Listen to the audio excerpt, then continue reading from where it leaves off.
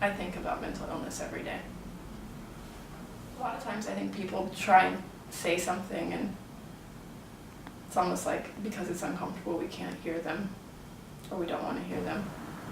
The most basic level, what everyone can do is start to have uncomfortable conversations. So it's kind of uncomfortable to talk about mental illness or ask somebody if they've been affected by it, or maybe bring up, you know, oh, I have a brother who's bipolar or something like that. But those conversations are so important because that's how all this shame, unnecessary shame and stigma that comes with having a mental illness or being the sister of someone with a mental illness can end. I will listen to saying, you know, I'm ready to have that conversation, and I will listen without judgment and without shame. Is my older brother, Tom. He was very sick. When I would visit him occasionally, he would talk about things that didn't make sense to me. He struggled. He lived at home at first, and then he went out on his own. But he had reoccurring episodes. You know, bottom line, I got a call.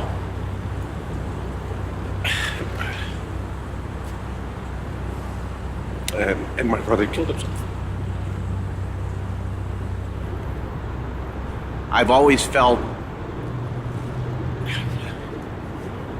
I could have done more. And I'll never do it again.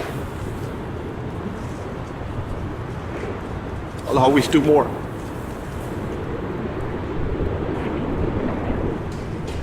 I'm Mike Thompson, and I will listen.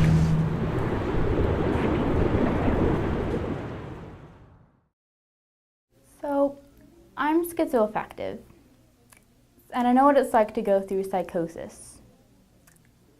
The hardest part of psychosis isn't the actual part where you're eccentric, you have fixed, unrealistic ideas about the world, hallucinations, mind, body irregularities.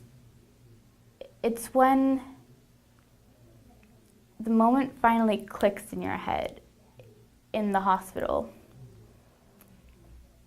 You're coming back to reality.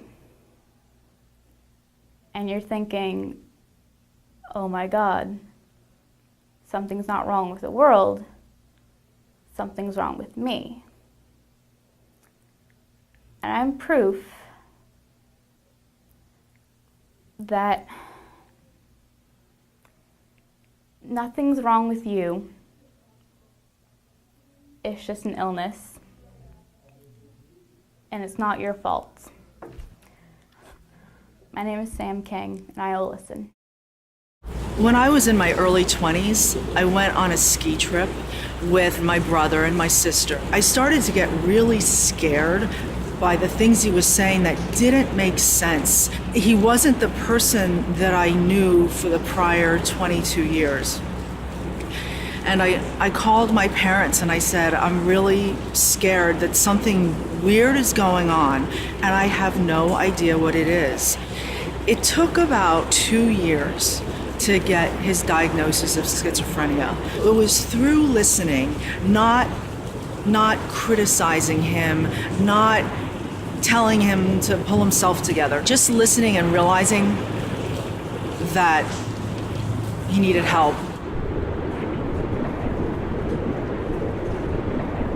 My name is Barbara Ritchie, and I will listen.